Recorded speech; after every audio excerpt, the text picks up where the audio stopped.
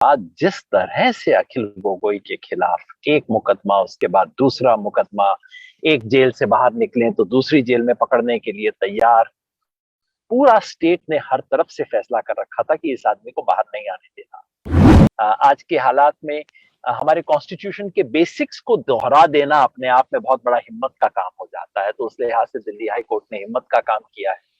आज देश में डेमोक्रेसी के जितने स्ट्रगल्स हैं, ये सेक्टोरल मूवमेंट की तरह पेश किए जा रहे हैं, और हमारी जो चैलेंज है इस वक्त वो ये है कि कैसे इन सेक्टोरल मूवमेंट्स को एक कॉम्प्रिहेंसिव मूवमेंट में बदला जा सके, क्योंकि हमने पिछले कुछ सालों में इस देश में सिर्फ डेमोक्रेसी को नहीं खोया है, हमने उस रिपब्लिक को खो दिया है जो 1950 में बना था। उस अखिल गोगोई का बाहर आना, कोर्ट के द्वारा यूएपीए खारिज करना और उन्हें आज प्रॉपरली रिलीज का ऑर्डर मिलना अपने आप में किसी भी जो लोकतंत्र में यकीन रखता है, ह्यूमन राइट्स में यकीन कर रखता है। आज एक बहुत खास दिन है। खास दिन इसलिए है कि जब मैंने इस प्रोग्राम के लिए हाँ की थी तब मुझे पता नहीं था कि आज अखिल गोगोई भी छूट जाएंगे। आज अखिल गोगोई छूट गए। अखिल गोगोई के खिलाफ यूएपीए लगा, उनके खिलाफ क्या नहीं लगा।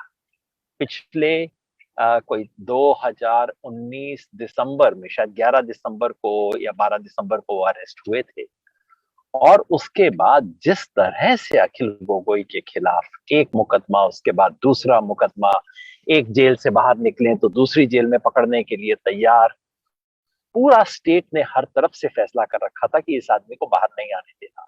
पहले तो फैसला था कि असम के चुनाव से पहले बाहर नहीं आने देना। चुनाव के बाद जब चुनाव हुआ, अखिल गोगोई इलेक्ट हुए, उसके बाद ये तय था कि इसको असेंबली में आके शपथ नहीं लेने देनी। उस अखिल गोगोई का बाहर आना, कोर्ट के द्वारा यूएपीए खारिज करना और उन्हें आज प्रॉपरली रिलीज का ऑर्डर मिलना अपने आप में किसी भी जो लोकतंत्र में यकीन रखता है, ह्यूमन राइट्स में यकीन कर रखता है, अखिल गोगोई का दोस्त हो या ना हो, संयोग से मैं उनका दोस्त भी हूँ, उनसे मिलने 2 बार जेल में गया था, दूसरी बार अस्पताल में गया था। लेकिन मैं समझता हूँ कि हिंदुस्तान के जो भी एक डेमोक्रेटिक राइट्स में विश्वास करता है, जो भी एक डेमोक्रेटिक इंडिया में विश्वास करता है, उसके लिए आज एक सुकून का दिन है कि हाँ, एक हमारा साथी बाहर निकला। आपको ये याद दिला दूं कि अखिल गोगोई के केस में भी उन्हें सुप्रीम कोर्ट से राहत नहीं मिली और आखिर में हाई कोर्ट से राहत मिली। जो इस केस का हाँ, ये जरूर कह दूं कि यूएच के साथियों को बधाई बधाई इस बात की कि आपने लगातार इस सवाल पे अपनी निगाह बनाए रखी है। स्टेट रिप्रेशन के बावजूद जो कुछ पिछले साल सवा साल में हुआ, उसमें सब लोगों की हिम्मत टूटी, कई लोग बहुत मायूस हुए, और एक तो दौर वो चला था अंधकार का दौर, जिसमें हर रोज हमारे किसी न किसी साथी को स्पेशल सेल में बुलाया जाता था। उस सब के बावजूद यूएच के साथियों ने अपनी निगाह बनाए रखी, अपनी निगरानी बनाए रखी और अपनी हिम्मत नहीं छोड़ी। आपको खासतौर पे दाद देना चाहता हूँ। अब यूएच का कोई प्रोग्राम हो, उसमें उमर खालिद ना हो, खालिद सैफी ना हो, ये बात तो अटपटी लगती है। तो अपने दोनों साथियों को मैं याद करता हूँ, दोनों को उम्मीद करता हूँ कि जल्दी ही वो दोनों भी हमारे बीच में होंगे। अगर अखिल गोगोई बाहर आ सकते हैं तो उमर खालिद भी आएंगे, खालिद सैफी भी आएंगे, दूसरे हमारे तमाम साथी आएंगे। इस उम्मीद के साथ अपनी बात शुरू करता हूँ। मैं इस मुकदमे के कानूनी पक्ष पे ज्यादा बोलना नहीं चाहता। एक तो इसलिए कि मैं कोई खास कानूनबाज हूं नहीं, मैं कोई वकील नहीं। बस सिर्फ 2 साधारण बातें जो सबने कही, और मुझसे पहले दीपांकर जी ने बात कही, मैं उनकी सारी बात से बिल्कुल सहमत हूँ और इसलिए उनकी बात को कुछ बढ़ाने की कोशिश करूंगा। पहला तो ये कि हाईकोर्ट का फैसला शानदार है, इसमें कोई शक नहीं। लेकिन ये याद रखना चाहिए, जैसा दीपांकर जी ने कहा, कि अगर आज से 10 साल पहले फैसला आता, आज से 20 साल पहले फैसला आता, तो हम इसे शानदार फैसला ना कहते, हम सिंपली कहते कि देखिए पुलिस ने क्या बेवकूफी की काम किया था, और देखिए पुलिस और स्टेट किस किस्म की अजीब हरकतें करते हैं, कोर्ट को ये कहना पड़ रहा है। लेकिन आज के हालात में आपको कहना पड़ेगा कि बड़ा शानदार फैसला है। आज के हालात में हमारे कॉन्स्टिट्यूशन के बेसिक्स को दोहरा देना अपने आप में बहुत बड़ा हिम्मत का काम हो जाता है। तो उस लिहाज से दिल्ली हाई कोर्ट ने हिम्मत का काम किया है, और उनकी हिम्मत आप जब आप सुप्रीम कोर्ट का फैसला देखते हैं किस तरह से सुप्रीम कोर्ट ने किया। अब मैं उस पर कोई उनकी नियत पे कोई टिप्पणी नहीं करना चाहता, वो करना नहीं चाहिए। लेकिन हैरानी की बात है कि सुप्रीम कोर्ट ये नहीं कहता कि हम बेल नहीं देंगे। संयोग ये है कि आज सुबह मैं इस देश के कुछ बहुत बड़े वकीलों और जजों के साथ बैठा था, जो अभी नहीं, एक्स जजेस हैं, बहुत बढ़िया, और उनसे इसी केस के बारे में बात हो रही थी। तो उन्होंने बस दो बात कही। उन्होंने कहा कि अगर सुप्रीम कोर्ट हाई कोर्ट की बात से सहमत नहीं था तो सुप्रीम कोर्ट को बेल खारिज करनी चाहिए थी। आप बेल खारिज कीजिए, कहिए कि नहीं, बेल नहीं मिलेगा, आपका हाई कोर्ट का फैसला गलत है।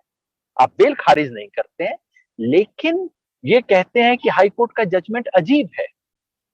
ये सुप्रीम कोर्ट कहता है कि हाई कोर्ट बेल एप्लीकेशन के मामले में यूएपीए के बारे में टिप्पणी कैसे कर सकता है।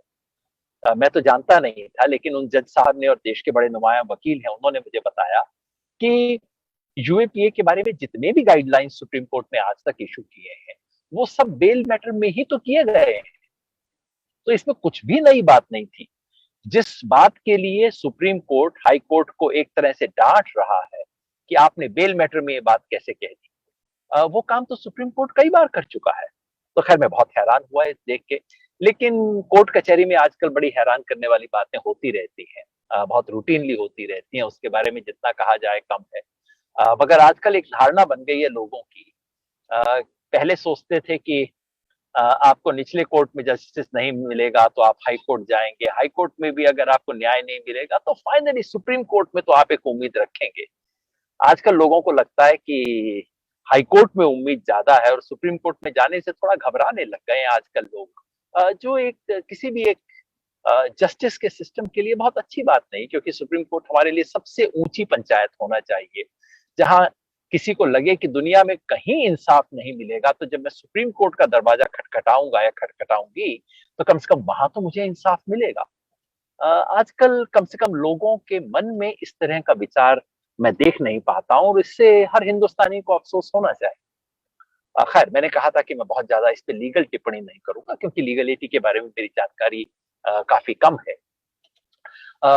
मैं इसका जो असर हुआ है उसके बारे में कहना चाहता हूं, इसका और अखिल गोगोई वाले मामले का भी मिला के, कि कम से कम सुप्रीम कोर्ट ने भले ही इसके ऑपरेशन के कुछ एस्पेक्ट्स को रोक दिया हो, वो सब कर दिया हो, लेकिन एक बंद खिड़की खुली तो है।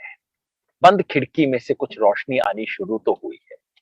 अब इस रोशनी का ताल्लुक सिर्फ कानून से है, या कि कानून की इंटरप्रिटेशन करने की एक खास तरह की हिम्मत पिछले 2 महीने से इस देश में बढ़ गई है, ये मैं नहीं कह पाऊंगा।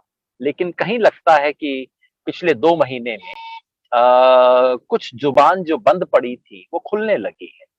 और जैसा हम जानते हैं, कोर्ट कचहरी में सब जगह पे जो देश का हालात है, जो समाज की हालत है, देश की हालत है, जो पब्लिक ओपिनियन बदला है, उसका रिफ्लेक्शन कहीं ना कहीं कोर्ट कचहरी के जजमेंट्स में दिखाई देता है, जो हम देख रहे हैं। इससे देश में डेमोक्रेटिक राइट्स के लिए थोड़ा सा स्पेस बढ़ा है। कम से कम कुछ बातें उठाने की गुंजाइश बनी है।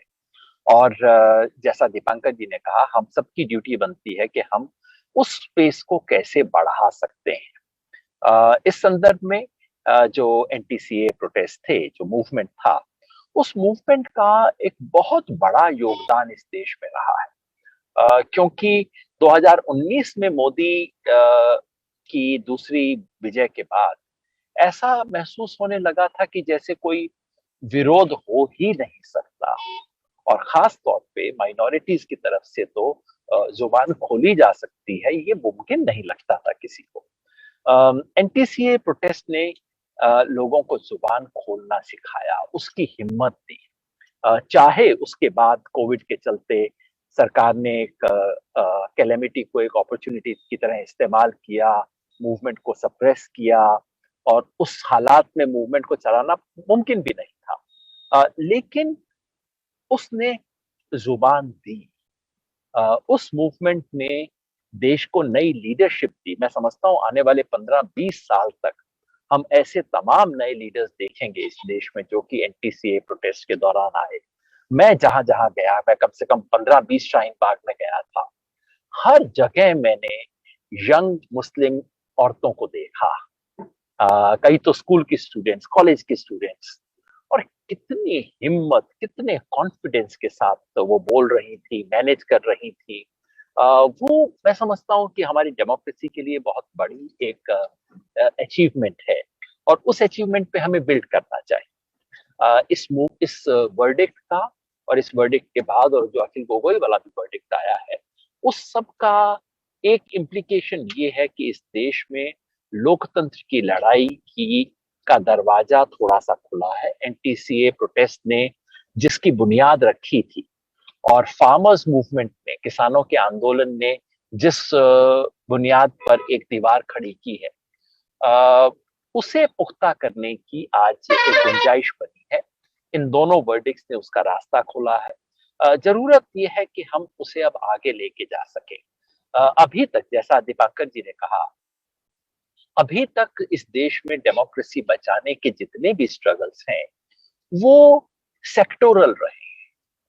एनटीसीए प्रोटेस्ट ने बहुत बहुत ऐसे लोगों को सामने किया जो खुद माइनॉरिटी कम्युनिटी से नहीं थे, लेकिन बाहर दुनिया में यही इमेज पेश किया गया कि ये केवल माइनॉरिटीज का है। किसान मूवमेंट कर्नाटका में भी है, तेलंगाना में भी है, महाराष्ट्र में भी है, लेकिन प्रेजेंट ये किया जाता है कि ये पंजाब, हरियाणा, पश्चिमी उत्तर प्रदेश और राजस्थान तक का है। तो आज देश में डेमोक्रेसी के जितने स्ट्रगल्स हैं ये सेक्टोरल मूवमेंट की तरह पेश किए जा रहे हैं, और हमारी जो चैलेंज है इस वक्त वो ये है कि कैसे इन सेक्टोरल मूवमेंट्स को एक कॉम्प्रिहेंसिव मूवमेंट में बदला जा सके, जो सिर्फ डेमोक्रेसी बचाने के लिए नहीं, मैं तो समझता हूं इस रिपब्लिक को बचाने के लिए जरूरी है। क्योंकि हमने पिछले कुछ सालों में इस देश में सिर्फ डेमोक्रेसी को नहीं खोया है, हमने उस रिपब्लिक को खो दिया है जो 1950 में बना था। बाबा साहेब का जो कॉन्स्टिट्यूशन था, वो जो रिपब्लिक ऑफ इंडिया जो इनॉग्रेट हुआ था, मैंने एक दो बार कहा है कि जो हिंदुस्तान का फर्स्ट रिपब्लिक था वो सन 2014 या 2019 में खत्म हो गया। अब एक सेकंड रिपब्लिक हिंदुस्तान का पैदा होगा, वो हिंदू राष्ट्र होगा या कि एक दूसरी तरह का डेमोक्रेसी होगी, वो हमारे हाथ में। लेकिन इस वक्त जो स्ट्रगल है वो इस रिपब्लिक को रिक्लेम करने का स्ट्रगल है। इस वक्त जो स्ट्रगल है कि हिंदुस्तान का जो सेकंड रिपब्लिक अब बनेगा उसकी क्या क्या शक्ल होगी, क्या सूरत होगी, उसमें क्या एक नए सपने हम बना सकते हैं, उसका स्ट्रगल है। और उस स्ट्रगल में हम इन तमाम सेक्टोरल मूवमेंट्स को कैसे जोड़ सकते हैं, ये आज की हमारी सबसे बड़ी चैलेंज है। और मैं समझता हूं कि एनटीसीए प्रोटेस्ट ने एक जो बीज डाला था, और हम भूले नहीं कि उसके अंदर तमाम ऐसे लोग आए जो सिर्फ अपनी चिंता लेके नहीं आए थे, जो इस देश के फ्यूचर की चिंता लेके आए थे। इसी तरह से किसान मूवमेंट में हुआ है। इन मूवमेंट में जो लीडरशिप आ रही है, और मैं समझता हूं कि अभी ये देश एक और तीसरे बड़े मूवमेंट का इंतजार कर रहा है जो कि अनएम्प्लॉयमेंट के सवाल पे होगा। यूथ का अनएम्प्लॉयमेंट के सवाल पे एक स्ट्रगल, ये स्ट्रगल सच कहूं तो इस देश में इस वक्त ऑपोजिशन जो है वो संसद में नहीं है। इस देश का ऑपोजिशन सड़क पे है, चाहे वो शाहीन बाग था, चाहे वो संयुक्त किसान मोर्चे का मोर्चा है। और ये जो इस देश का रियल ऑपोजिशन है जो सड़क पे है, वो ऑपोजिशन किस तरह से इस देश के लिए नई इबारत लिख सकता है, वो चैलेंज हमारे सामने है। लेकिन और चैलेंज बहुत बड़ा है। अचानक कोई झटके में कुछ होने वाला नहीं है, लेकिन आज का दिन कम से कम एक बार सुकून से लंबी सांस लेने का दिन है और कहने का दिन है, अच्छा कभी तो कुछ हो सकता है। इस उम्मीद के साथ मैं अपनी बात को खत्म करूंगा। शुक्रिया।